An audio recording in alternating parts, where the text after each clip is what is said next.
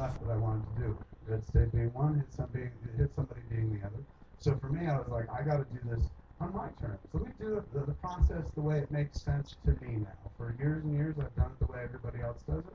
Let me make myself a place where I can make some fucking art. Because for years, I didn't even call myself an artist, man. People be like, art filmmaker. I'm like, yeah, I don't know what we do is art and shit. I was ashamed. It was a dirty word and whatnot.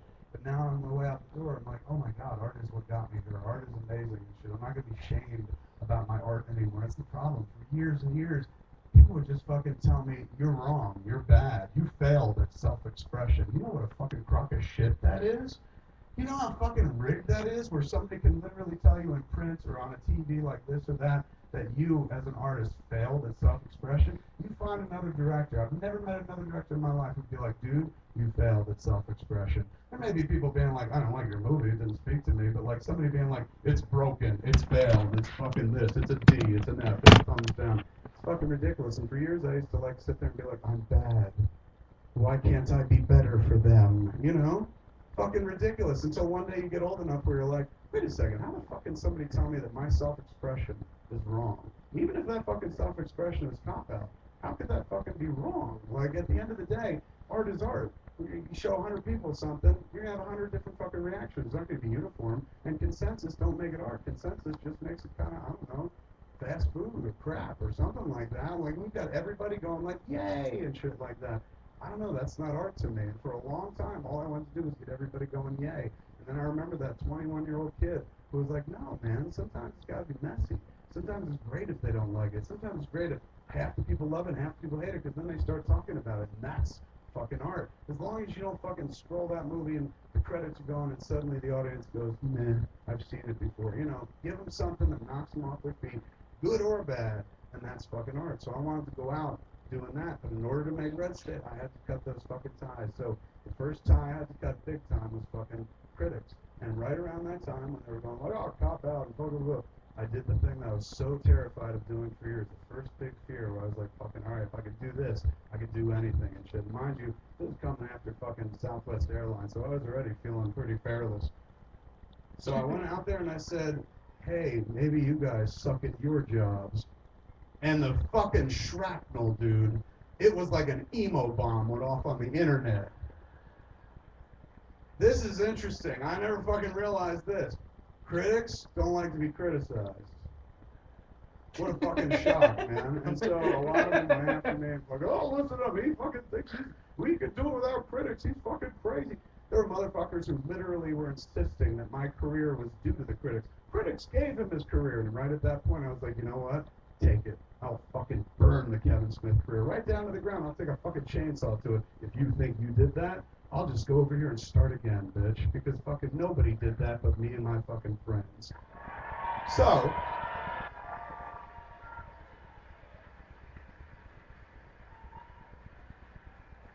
and people will try to dismiss that or paint that as like, oh, he's mad. He's mad. He's bitter. It's not bitterness. That's fucking passion. You know what I'm saying? That's the idea of being like, I love my art so much, I don't give a fuck about you. I'm going to be off here making my art. You say what you will. I've read one review on fucking Red State, and it was from Todd McCarthy. It was the first review I saw out of Sundance. And Todd McCarthy hadn't given me a good review in fucking years. He gave me a wonderful review, and I was like, well, you're never going to be better than this. And I never read anything else except Twitter. Twitter is where I read every review, man. Number one, it's way easier to read a 140-character review. That doesn't navel gaze. Number two, like, those are cats who actually bought fucking tickets. In those cases, when we were on the road doing the tour, 50, 65 bucks a ticket, paying a lot of money, so damn Skippy, I'm interested in their opinion and stuff. So that's where I would go for feedback. That, to me, I was like, all right, that's what you're going to get. You're going to lose critics. If you go out there and fucking fuck with them and tell them, like, you guys, maybe I think your jobs are unnecessary, you're going to lose them. And I knew that, and I accepted it, and I said, okay, that's a good place to start from. It's like, right off the bat, you tell critics you all suck, and they're gunning for the next movie, then you're fucking fearless. You know, at the end of the day, you're like, all right, fucking I know it. And every review will be bad. So now I could just work from a place of I don't give a shit. Let's make art. And it was great, man. So anytime I see critics and they're just like, oh, cop out fucking sucked, man. But thank God, Red State, you redeemed yourself. Number one, I hate shit talk like that. But number two, I'm like, hey, man, cop out was essential. way essential to get to Red State. Here, I'll give you the bare fucking essentials. When people go like, fucking cop out, why couldn't you have skipped it? I was trying to make Red State for 5 fucking years. Nobody would give me the money to make that movie. Nobody. I had a lawyer and an agent for years telling me, hey man, if you ever leave the Weinstein Brothers, I can put you into money so quick for your fucking movies. There's money out there for your flicks in the world. You don't even have to work with those guys. You can get money to make any flick. And I gave him this flick for Red State. He came back and like, nobody wants to make this movie.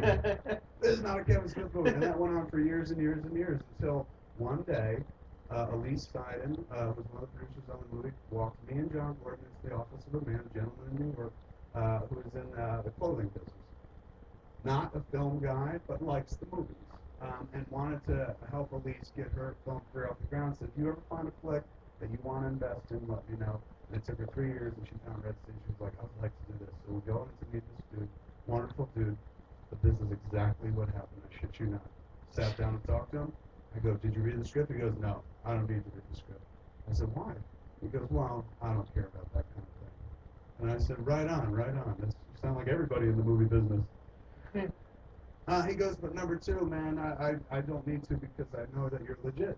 And I said, what do you mean? He goes, I saw a movie, had your name next to Bruce Willis's name, so I know that you know how to make movies. How much you need?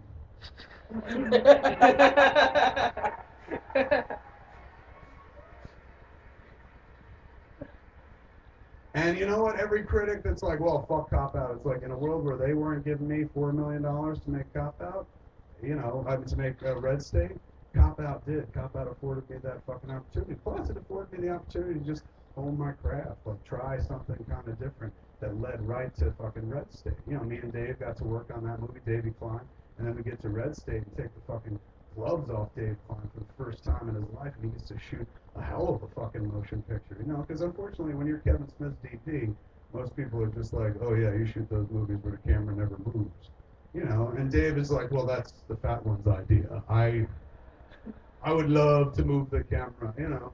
And finally on this film he did, but he got to move the camera because we're making art this time. The whole time we were making Red State, we're making art now, boys. This is art. We're back in the world of art. And that's what it was. It was so weird and dopey and experimental that we just kept it going even through distribution. Like the idea of keeping it ourselves and just trying to like earn the money back without you know spending on marketing and stuff. Everything about it was fun and intriguing and kind of invigorating. Like if it's fun for you as the artist, how much more fun is it going to be for your fucking audience? And that's what it was, man. I could talk about Red State till I'm blue in the face because it means so fucking much to me, and that translates. You know, some people have seen Red State and be like, don't retire now, this motherfucker's good. I'm like, yeah, but I can't do that every time now. It took me 20 years to get to Red State. I ain't gonna be into the Red State for another 10 fucking 15 years, maybe. You know, I got one left to hit somebody, the hockey flick, which will become 2 flicks, and they'll be full of fucking fire and passion and whatnot because it come right off of Red State. But after that, I swear to you, it would be diminishing returns. It wouldn't be the same thing anymore. It would be like, Kev Smith's involved in Mighty Ducks 10. You know?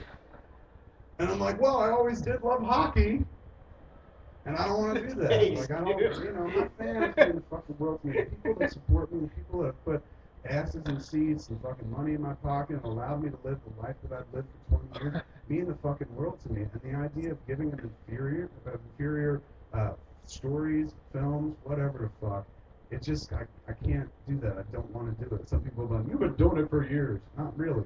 Not in my estimation. You know, that's the thing. Somebody could tell you, again, like, you fucking failed, whatever, it's their opinion. But in my estimation, I haven't given less. I haven't fucking failed the audience yet, and I never want to fail the audience. You know, the audience means the fuck, no.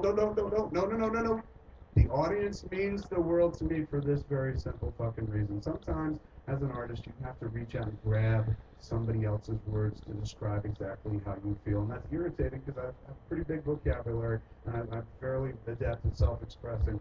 But in an instance like this, whenever I talk about the audience, I can't even find the fucking words, so I have to reach into wordsmiths far more powerful than myself. You guys have always been the wind beneath my wings.